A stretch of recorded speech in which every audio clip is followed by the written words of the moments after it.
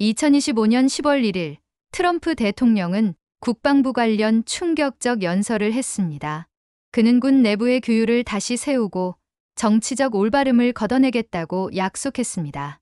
미국의 대도시를 군사훈련장으로 활용하겠다는 발언은 전 세계 언론을 술렁이게 했습니다. 연설 말미에는 군 지휘부와 장성들에게 직설적인 경고를 날리며 압박을 가했습니다. 또한 해외 개입보다 본토 방어를 우선시하겠다는 내셔널리즘적 기조가 강하게 드러났습니다. 하지만 저는 누구보다 잘 알고 있었습니다. 이 모든 발언의 숨은 배경이 따로 있다는 것을요. 그 이유는 바로 동북아 최전선에서 중국의 압박을 받고 있는 한국 때문이었습니다. 바로 지금 사연을 들어보겠습니다. 잠깐 1초만 투자해서 구독, 좋아요, 알람 설정 무료이니 눌러주시면 감사하겠습니다. 저는 마이클 로렌스라고 합니다. 유럽에서 군사전략학을 연구해온 교수이며 수십 년 동안 각국의 안보 정책과 군사교리를 연구해왔습니다. 지금 이 이야기를 꺼내는 이유는 단순하지 않습니다. 저는 역사의 한순간에 직접 목격자가 되었고 그 순간을 기록하지 않는다면 후세는 결코 알 수 없을 것이라 생각했기 때문입니다. 오늘 제가 들려드릴 이야기는 미국과 한국, 그리고 중국이 얽힌 긴박한 72시간의 기록이며 그 한가운데에 제가 서 있었습니다. 모든 것은 한 연설에서 시작됐습니다. 워싱턴에서 열린 대통령의 연설 현장. 저는 초청학자로서 맨 앞줄에 앉아 있었습니다. 무대 뒤편에는 거대한 성조기가 걸려 있었고 대통령은 단상에 서서 군 장성들과 고위 인사들 앞에서 연설을 시작했습니다. 그날 주제는 내부로부터의 전쟁이었습니다. 처음에는 미국 내 범죄와 사회적 혼란에 관한 이야기로 들렸습니다. 하지만 연설이 절정에 다다를 즈음 대통령은 목소리를 한층 높이며 이렇게 말했습니다. 이제 알게 될 우리가 거야. 싸워야 할 오전 내부의 9시 적은 단지 첫 번째 범죄자가 충격이 아닙니다. 왔어요. 우리 동맹의 차별이 틈을 더 노리는 정말 세력, 시작될 거야. 바로 그것이 저는 우리 혼자 안보의 중얼거렸어요. 가장 큰 한국이 위협입니다. 얼마나 무서워. 그리고 그 최전선에 서 있는 나라는 바로 한국입니다. 순간 회의장은 정적에 휩싸였습니다. 저 역시 숨이 막히는 것 같았습니다. 한국이라는 단어가 나온 순간 분위기가 바뀌었죠. 대통령은 미국 내 전쟁을 이야기하다가 곧장 태평양 동맹, 그리고 한국의 안보 문제로 화제를 옮겼습니다. 그는 중국의 영향력 확대와 한국의 기술을 노리는 침투 전략을 경고하며 한국을 위한 방패를 새로 설계해야 한다고 선언했습니다. 그때 제 손에 있던 노트에 떨리는 글씨로 메모를 남겼습니다. 중국, 한국, 기술 침투, 미국의 전략 전환 시작. 그 순간 저는 단순한 학자가 아니라 역사의 소용돌이에 휘말린 당사자가 되어 있었습니다. 연설이 끝나자 장내는 술렁였고 몇몇 장성들은 굳은 표정으로 서로의 얼굴을 마주보았습니다. 저는 곧장 휴대전화로 이메일을 확인했습니다. 서울의 연구원 동료에게서 긴급 메시지가 도착해 있었습니다. 중국이 한국 스타트업에 대규모 자금을 제안했습니다. 조건이 심상치 않습니다. 자동 지분 전환 조항이 보입니다. 제 눈은 순간 크게 떠졌습니다. 자동 전환이라는 단어, 그것은 단순한 투자 용어가 아니었습니다. 저는 이미 유럽에서, 아시아에서 수차례 이와 유사한 사례를 연구해 왔습니다. 겉보기에는 구조 지원 같지만 실제로는 핵심 기술과 지배권을 차근차근 흡수하는 구조적 장치였습니다. 마치 흰개미가 집을 잠식하듯이 내부부터 천천히 무너뜨리는 방식이었죠. 호텔 방으로 돌아와 커튼을 닫고 노트북을 켰습니다. 서울에서 온 문서를 열어보니 예상대로였습니다. 조건부 자금 지원, 공동개발, 유동성 공급이라는 달콤한 단어들 사이에 규정 미이행 시 공동 자산 지분 자동 전환이라는 독소 조항이 숨겨져 있었습니다. 제가 보는 순간 등골에 소름이 돋았습니다. 이건 단순한 금융 문제가 아니라 국가 주권이 걸린 문제였습니다. 시계를 보니 새벽 3시가 다 되어 있었습니다. 하지만 졸음은커녕 눈은 더욱 선명하게 떠졌습니다. 저는 느꼈습니다. 이건 단순한 학문적 분석으로 끝낼 수 있는 문제가 아니다. 직접 행동해야 한다.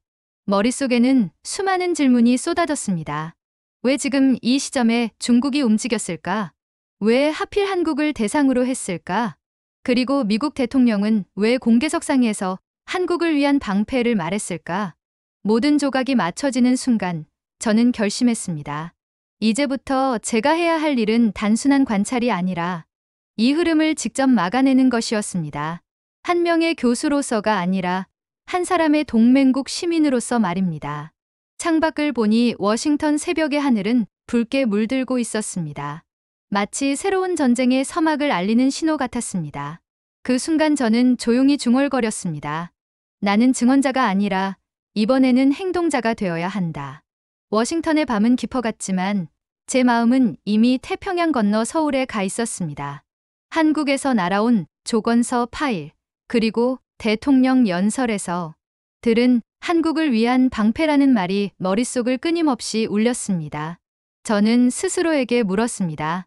지금 한국이 어떤 선택을 하느냐에 따라 동북아의 균형이 송두리째 바뀌게 될지도 모른다. 새벽녘 이메일 알림음이 울렸습니다. 서울의 동료 연구원 윤서진이 보낸 추가 보고서였습니다. 제목은 단순했습니다. 중국 패키지, 제한 상세 조건. 파일을 열자마자 한숨이 절로 나왔습니다.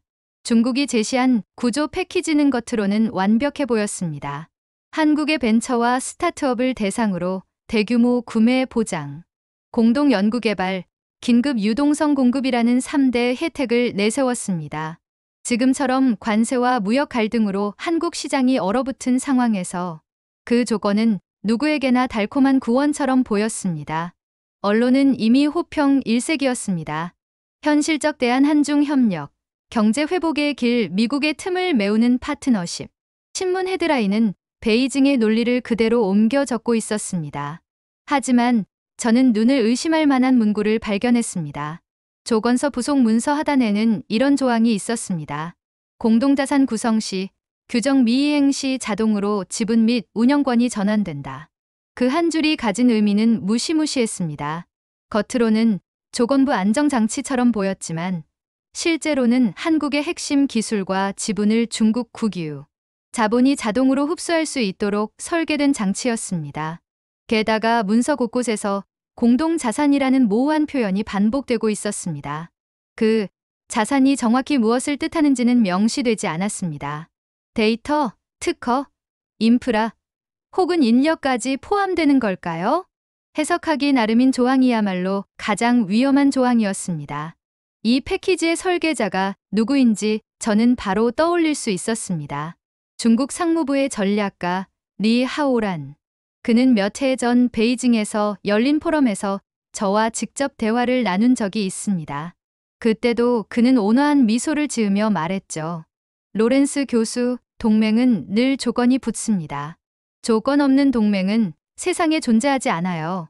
그 미소는 결코 잊을 수 없었습니다. 겉으로는 부드럽지만 속내는 상대의 심장을 관통하는 칼날 같은 사람이었습니다. 지금 조건서에 숨겨진 장치들을 보니 모든 퍼즐이 그의 손끝에서 만들어졌음을 알 수 있었습니다. 윤서진은 보고서 말미에 이렇게 적어두었습니다.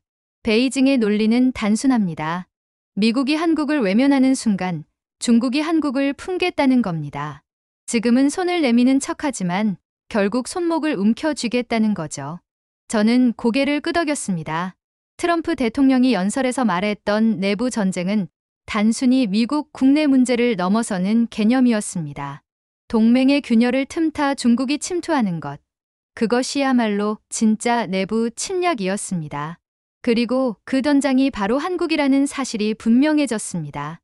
호텔 방을 서성이다가 저는 윤서진에게 전화를 걸었습니다. 그녀는 피곤한 목소리였지만 곧바로 전화를 받았습니다. 로렌스 교수님, 확인하셨죠? 이제 곧 본계약에 들어갈 겁니다. 지금 분위기로는 많은 기업이 서명할 거예요. 정부도 흔들리고 있고요. 윤서진, 지금 리 하오라는 어디 있습니까? 서울에 머무르고 있어요. 오늘 오전에도 주요 금융기관 사람들을 만난다고 들었어요. 저는 주먹을 쥐었습니다. 이제는 단순히 문서를 분석하는 데서 끝날 수 없었습니다. 직접 움직여야 했습니다. 저는 곧장 워싱턴발 서울행 항공편을 예약했습니다.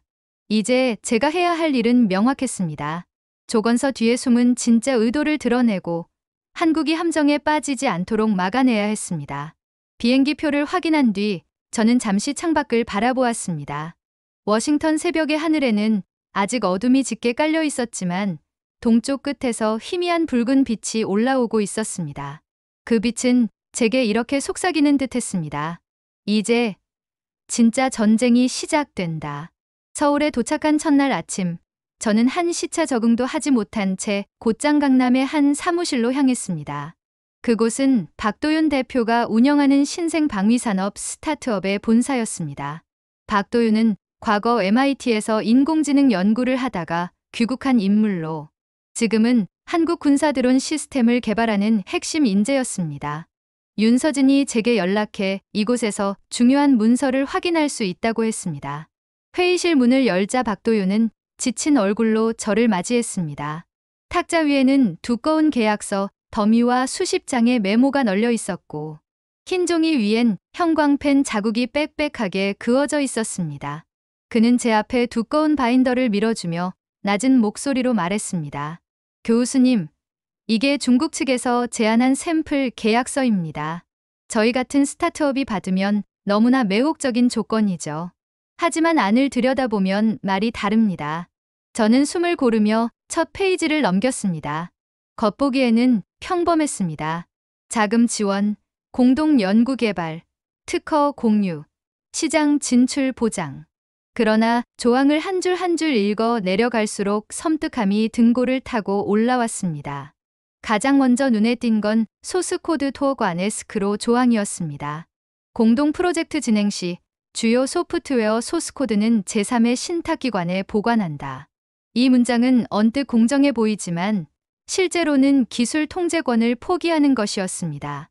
신탁기관의 운영 주체가 중국 자본과 연결되어 있기 때문이었습니다. 두 번째는 장비 원천 기술 공동 특허 조항이었습니다. 장비 및 시스템에 대한 모든 연구개발 성과물은 공동 특허로 등록한다. 표면적으로는 상생 같았지만 이는 결국 원천 기술을 중국 국유기업과 공유하게 된다는 뜻이었습니다. 특허를 공유하는 순간 한국 기업은 독자적 가치를 상실하게 됩니다. 세 번째는 데이터 레이크 공동 접속권 조항이었습니다. 이는 더 충격적이었습니다. 프로젝트 관련 데이터는 공동 레이크에 저장되며 양측은 자유롭게 접근 가능하다. 즉, 연구 과정에서 축적되는 방대한 데이터와 알고리즘 학습 결과까지도 중국과 공유해야 한다는 의미였습니다. 데이터는 단순한 숫자가 아니라 미래를 설계하는 자산입니다. 그 자산을 넘겨준다는 건 곧 미래의 열쇠를 포기하는 것이나 다름없었습니다. 저는 서류를 덮으며 깊은 숨을 내쉬었습니다. 박도윤은 쓰디쓴 커피를 마시며 중얼거렸습니다. 겉으로는 협력인데 실제론 체인처럼 얽혀 있습니다. 자금에서 시작해 소스코드, 특허, 데이터, 그리고 결국 인재 이동까지 이어지는 구조죠. 한 번 걸리면 절대 빠져나올 수 없습니다. 저는 조용히 고개를 끄덕였습니다. 모든 것이 하나의 그림처럼 연결되고 있었습니다. 겉으로는 멀쩡해 보이지만 속은 이미 잠식된 구조.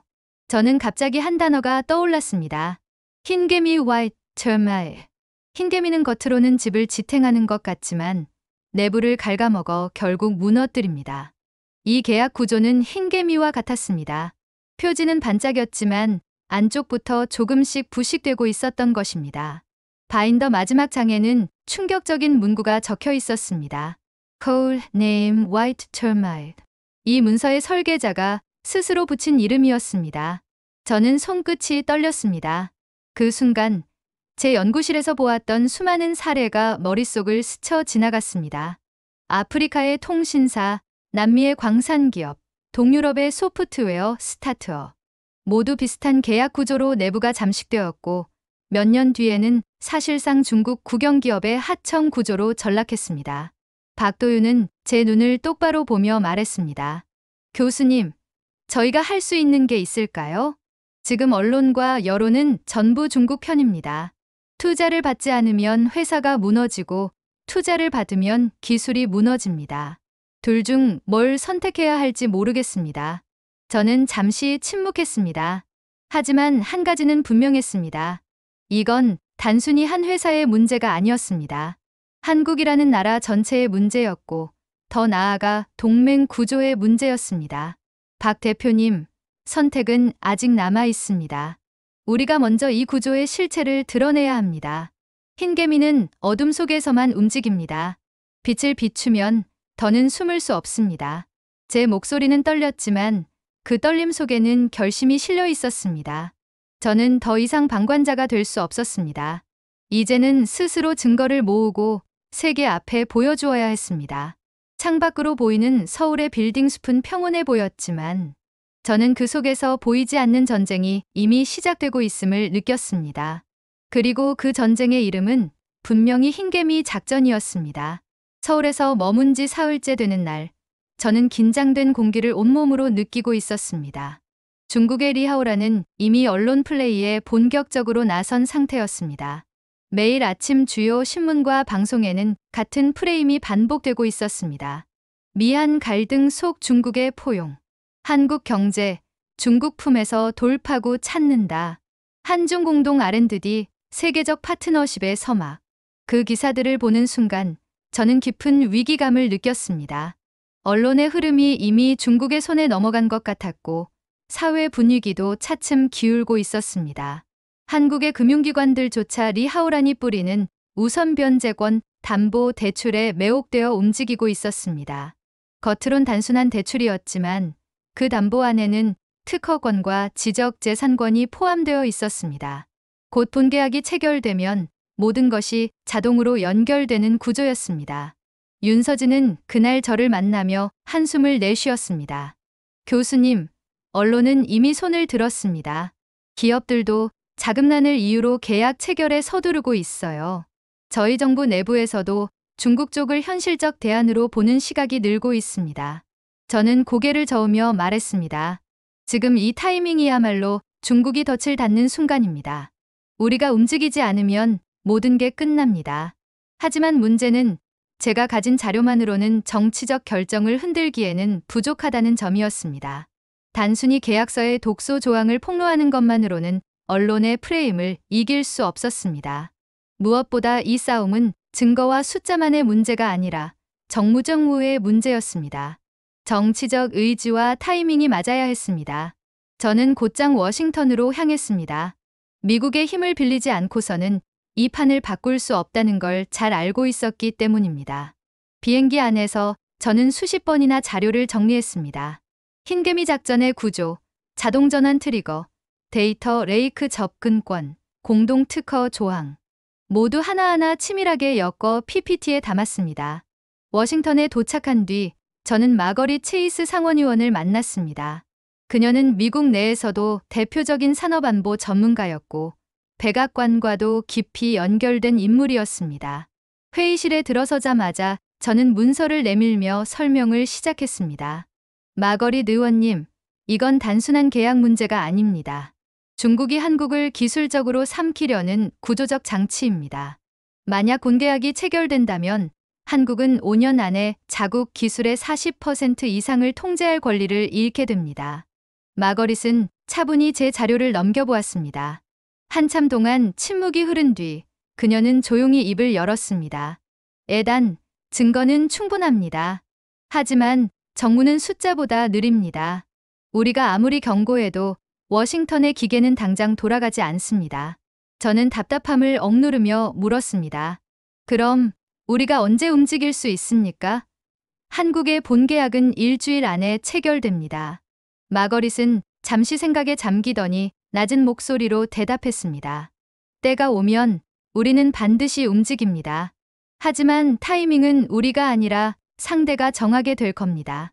중국이 덫을 닫는 순간 그게 우리가 개입할 유일한 기회입니다. 그녀의 말은 냉정했지만 동시에 현실적이었습니다. 저는 알았습니다. 이 싸움은 속도의 전쟁이 아니라 타이밍의 전쟁이라는 것을. 중국이 한 발짝 더 나아가 덫을 닫는 순간 그것이야말로 모든 걸 뒤집을 수 있는 단 하나의 기회가 될 것입니다. 그날 밤 호텔로 돌아와서도 저는 잠을 이룰 수 없었습니다. 책상 위에 흩어진 자료들을 바라보며 제 머릿속에는 한 가지 질문만 맴돌았습니다. 우리는 과연 그 순간에 맞춰 움직일 수 있을까? 그리고 제 안에서 깊은 울림이 들렸습니다. 반드시 해야 한다. 그렇지 않으면 한국은 사라진다. 워싱턴에 머무른 지 사흘째 되는 밤, 제 휴대전화가 진동했습니다. 새벽 2시, 낯설지 않은 이름이 화면에 떴습니다. 윤서진이었습니다. 저는 곧바로 전화를 받았습니다. 교수님, 내일 아침이면 본계약이 서명됩니다. 윤서진의 목소리는 낮았지만 떨림이 섞여 있었습니다. 그녀는 한국 정부와 업계 사이에서 오랫동안 자료를 분석하고 정리해 온 인물이었습니다. 지금까지도 담담하게 상황을 전달하던 그녀가 이렇게 흔들리는 목소리를 낸 건 처음이었습니다. 뭔가 찾으신 겁니까? 제가 물었고 윤서진은 곧바로 대답했습니다. 네. 마지막 조각입니다. 부속 문서에 Annex C라는 부분이 있었습니다. 거기에 이게 들어 있습니다. 잠시 정적이 흐른 뒤 그녀는 숨을 고르고 읽어주었습니다. 국가안보 리스크 발생 시 제3국 특수목적 기구 SPV를 통해 지분 이관 가능. 순간 제 머릿속이 하얘졌습니다. 제3국 SPV? 저는 곧장 노트북을 켜고 법인 추적을 시작했습니다. 윤서진은 이어 말했습니다. 교수님, 이건 본 계약서에는 들어있지 않습니다. 부속 문서에만 숨어 있고 그것도 위기 발생 시라는 조건부로 위장돼 있습니다. 아마 대부분은 눈치조차 못 챌 겁니다. 저는 빠르게 법인 계보를 확인했습니다. 케이맨 제도에서 시작해 룩셈부르크, 홍콩을 거쳐 최종 수익자는 중국 국유 자본으로 이어지고 있었습니다. 퍼즐이 완성되는 순간 제 등골을 타고 차가운 전율이 흘렀습니다. 이건 단순한 투자 장치가 아닙니다. 위기 상황이 발생하면 모든 지분을 제3국의 페이퍼 컴퍼니가 가져가고 그 최종 주인은 베이징입니다. 윤서진은 잠시 침묵하다가 낮은 목소리로 말했습니다. 교수님, 우리가 지금 뭘 할 수 있을까요? 저는 깊게 숨을 들이마셨습니다. 우리는 이 사실을 드러내야 합니다. 숨겨진 조항이야말로 진짜 흰개미입니다. 겉으론 안전장치처럼 보이지만 실제로는 전체 건물을 무너뜨리는 장치입니다. 그날 새벽, 저는 자료를 다시 정리했습니다. 새로운 슬라이드 제목은 Invisible Transfer Protocol, 보이지 않는 이전 경로였습니다. 화면에는 두 개의 도표가 나란히 있었습니다. 왼쪽에는 공개된 계약 구조, 한국 기업과 중국 자본의 단순한 파트너십. 오른쪽에는 Annex C가 발동될 경우의 은닉 구조 SPV를 통한 자동 이관 경로. 도표는 명확했습니다. 왼쪽은 보이는 동맹, 오른쪽은 보이지 않는 종속. 다음날 아침, 저는 상원 외교위원회와 연결된 특별 브리핑 자리에 섰습니다. 마거리 체이스가 회의실에서 제게 물었습니다. 에단, 확실합니까? 지금 우리가 보고 있는 이 구조가 실제 발동 가능한 겁니까? 저는 고개를 끄덕였습니다. 네. 이건 단순한 시뮬레이션이 아닙니다. 문서에 직접 명시돼 있고 법인 계보도 추적했습니다. 한국의 4개 스타트업이 이미 이 구조에 묶여 있습니다. 본계약이 서명되면 조건이 충족되는 순간 자동으로 발동될 겁니다. 회의장은 정적에 휩싸였습니다. 마거릿은 서류를 천천히 덮으며 낮게 말했습니다. 이제야 그림이 완성됐군요. 우리가 경고만 할 수 있었던 이유가 여기에 있었습니다. 하지만 이제 증거가 있습니다. 그녀는 잠시 눈을 감았다가 제게 시선을 돌렸습니다. 교수님, 이 문서를 지켜내야 합니다. 그리고 공론화해야 합니다. 한국만의 문제가 아닙니다. 이건 동맹 전체를 흔드는 문제입니다. 저는 조용히 고개를 끄덕였습니다. 제 안에서 묵직한 울림이 있었습니다. 더 이상 저는 단순한 관찰자가 아니었습니다. 이제는 내부자의 증언자가 되어야 했습니다. 그리고 그것이 한국을 지키는 마지막 길이라는 걸 깨달았습니다. 상원 외교위원회 청문회장에 들어섰을 때 공기는 무겁게 가라앉아 있었습니다. 벽면마다 미국 국기가 걸려 있었고 기자들의 카메라는 쉴 새 없이 플래시를 터뜨렸습니다. 증인석에 앉은 저는 차가운 물 한 잔을 손에 쥐었지만 손바닥에 맺힌 땀이 유리컵을 미끄럽게 적셨습니다. 제 이름이 호명되자 위원장이 고개를 들어 저를 바라보았습니다. 마이클 로렌스 교수, 오늘 이 자리에서 진술을 해주시기 바랍니다. 저는 심호흡을 하고 마이크 앞으로 몸을 기울였습니다. 목소리가 떨리면 안 된다고 스스로를 다잡았지만 가슴은 쿵쾅거리고 있었습니다.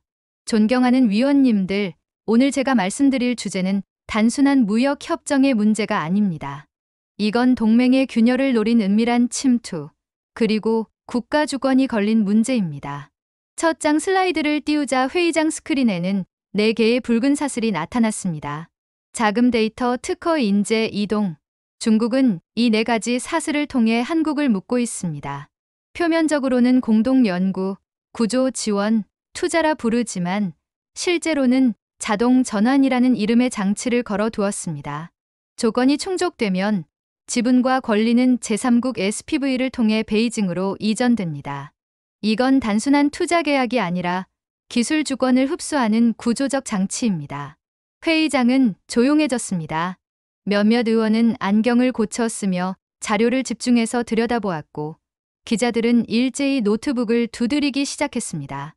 저는 2번째 슬라이드를 넘겼습니다. 화면에는 4개의 한국 스타트업 로고와 함께 빨간 글씨로 표시된 문구가 떠올랐습니다. AUTOCOMVERSION RISK ACTIVE. 지금 이 순간 한국의 4개의 스타트업이 자동전환 트리거에 묶여 있습니다. 내일 본계약이 체결되면 그들의 지분은 조건부로 자동 이전될 준비가 끝납니다. 여기 문서가 있습니다. Annex C. 국가안보 리스크 발생 시 제3국 특수목적기구로 이관 가능. 이 조항은 케이맨 제도에서 시작해 룩셈부르크와 홍콩을 거쳐 최종적으로 중국 국유 자본으로 이어집니다. 회의장 안에서 작은 술렁임이 일어났습니다. 위원장 코놀리 의원이 손을 들며 물었습니다. 교수, 만약 이 계약이 그대로 체결된다면 어떤 일이 발생합니까? 저는 단호하게 대답했습니다.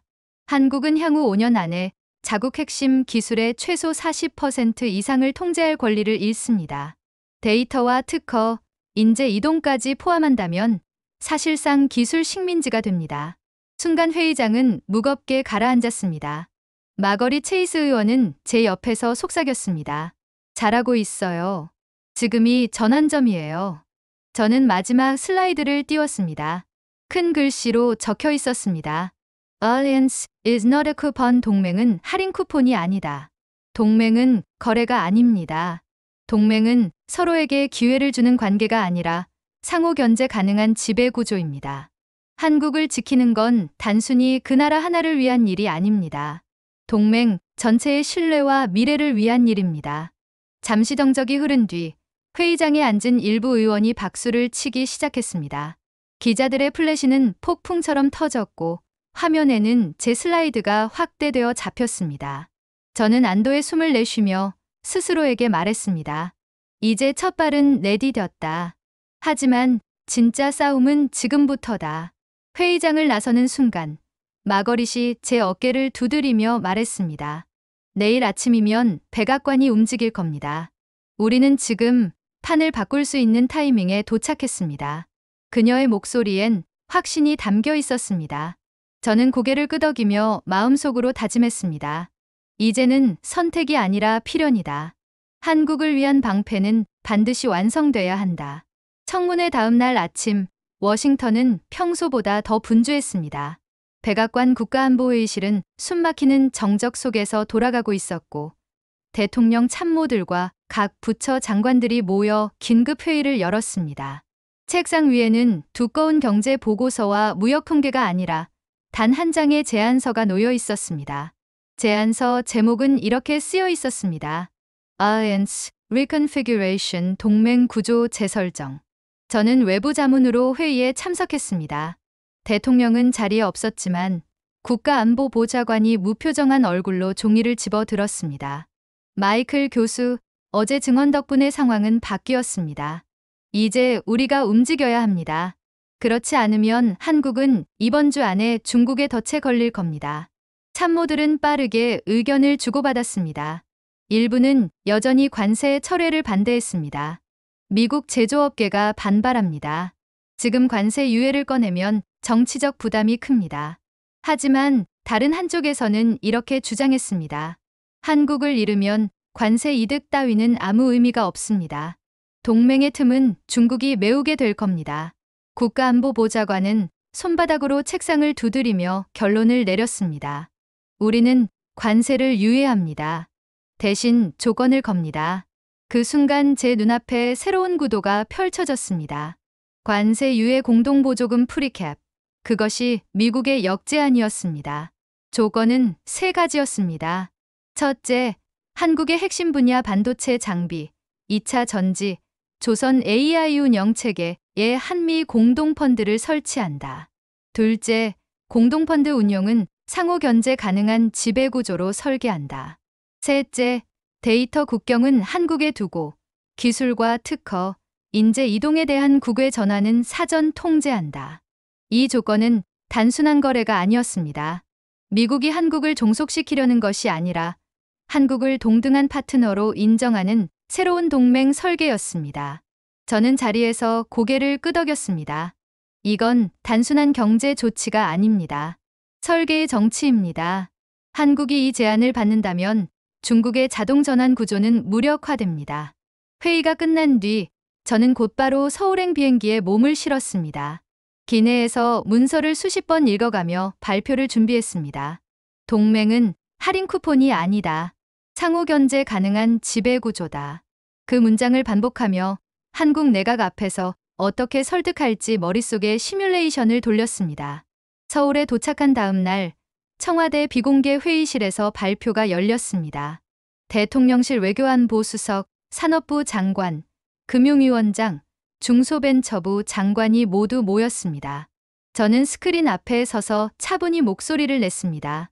존경하는 위원님들, 지금 한국은 갈림길에 서 있습니다. 중국의 구조 패키지는 달콤하지만 그 안에는 자동 전환이라는 독극물이 숨어 있습니다. 반대로 미국의 역제안은 조건부이지만 기술 주권을 지킬 수 있는 장치가 마련돼 있습니다. 스크린에는 세 가지 그림이 차례로 나타났습니다. 첫째, 중국의 구조 패키지 겉은 화려하지만 내부는 잠식. 둘째, 현재 한국 스타트업의 자동 전환 구조 SPV를 통한 은닉 이전. 셋째, 한미 공동펀드 체계 상호 견제 가능한 지배 구조. 회의실은 한동안 침묵에 잠겼습니다. 경제부총리는 신중한 얼굴로 말했습니다. 미국의 제안은 결국 또 다른 종속 아닙니까? 공동펀드라 해도 결국 미국이 키를 쥐게 되지 않겠습니까? 그러자 산업부 장관이 반박했습니다.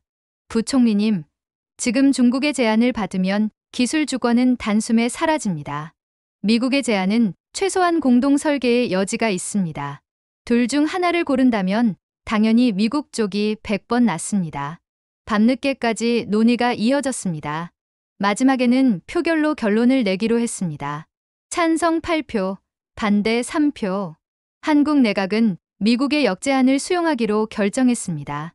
결정 직후 기자회견이 열렸습니다. 저는 브리핑룸에 서서 기자들의 질문을 받았습니다. 교수님, 이건 결국 또 다른 의존 구조 아닙니까? 저는 미소를 지으며 대답했습니다. 동맹은 종속이 아닙니다.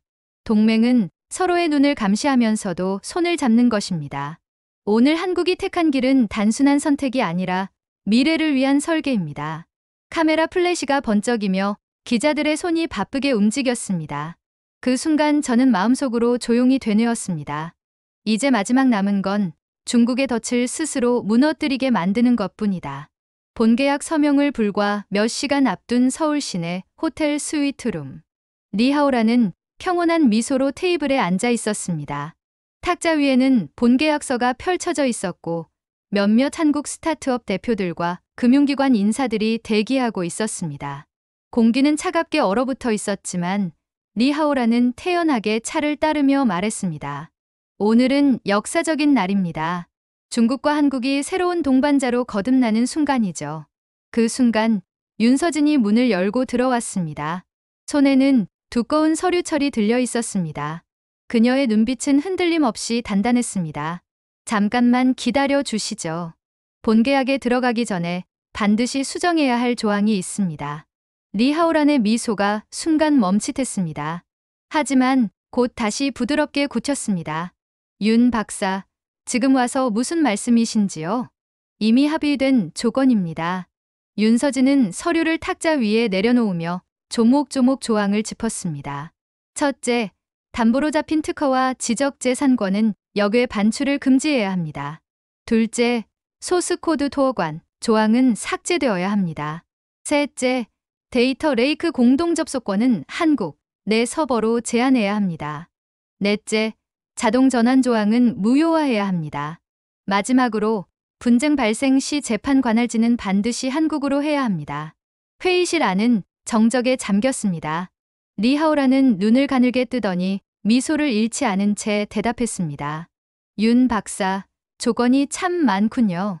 이렇게 되면 저희가 얻을 게 뭐가 있습니까? 그때 제가 앞으로 나섰습니다. 얻을 게 없다면 손을 뻗을 이유도 없을 겁니다. 하지만 지금 이 계약을 밀어붙이면 세상은 중국이 한국을 삼키려 했다는 사실만 기억하게 될 겁니다. 그건 중국에도 득이 되지 않을 겁니다. 리하오라는 잠시 저를 바라보더니 다시 차를 한 모금 마셨습니다. 그리고 천천히 고개를 끄덕였습니다. 그렇다면 이번은 보류하죠. 다음 기회를 기다리겠습니다. 그 말과 함께 그는 계약서를 덮었습니다. 회의실은 무거운 한숨으로 가득 찼습니다. 한국 기업 대표들은 안도의 미소를 지었고 윤서진은 힘겹게 의자에 앉으며 눈을 감았습니다. 며칠 뒤 저는 대학 강의실에 섰습니다. 젊은 학생들이 가득 앉아 있었고 강의 주제는 설계의 정치와 동맹이었습니다. 저는 마지막 슬라이드를 띄우며 말했습니다. 여러분, 제재의 정치가 만든 틈은 설계의 정치로만 메울 수 있습니다. 한국은 단순히 약소국이 아닙니다. 한국은 세계 안보의 최전선이며 그 방패는 이제 미국과 함께 더 강력해졌습니다. 창밖으로는 한미 공동펀드 1호 프로젝트가 가동되는 장면이 보였습니다. 한국의 스타트업과 미국의 연구소가 함께 설계한 합작 파일럿, 최첨단 반도체 장비와 AI 기반 시스템이 테스트를 시작하는 순간이었습니다. 학생들 가운데 한 명이 손을 들었습니다. 교수님, 그렇다면 앞으로 한국은 어떤 길을 가게 될까요? 저는 잠시 미소를 짓고 대답했습니다. 한국은 이제 더 이상 선택을 강요받는 나라가 아닙니다. 스스로 설계하고 스스로 지켜낼 수 있는 나라입니다.